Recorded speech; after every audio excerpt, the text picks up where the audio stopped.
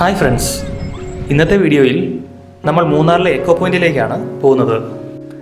മൂന്നാറിൽ നിന്നും തേയിലത്തോട്ടങ്ങളൊക്കെ കണ്ട് മാട്ടുപ്പെട്ടി ഡാമിന് മുകളിലൂടെ 12 കിലോമീറ്റർ ഡ്രൈവ് ചെയ്ത് വേണം എക്കോ പോയിന്റിലെത്താൻ.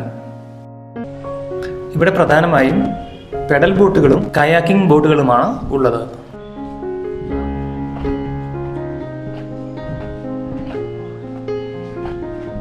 നാല് പേർക്ക് സഞ്ചരിക്കാവുന്ന പെഡൽ ബോട്ടിന് 600 രൂപയും 2 പേർക്ക് സഞ്ചരിക്കാവുന്ന പെഡൽ ബോട്ടിന് 400 രൂപയുമാണ് ഇവിടുത്തെ ചാർജ്. 2 പേർക്ക് സഞ്ചരിക്കാവുന്ന കയാക്കിംഗ് ബോട്ടിന് 400 രൂപയും ഒരാൾക്ക് സഞ്ചരിക്കാവുന്ന കയാക്കിംഗ് ബോട്ടിന് 250 രൂപയും നമ്മൾ നൽകണം.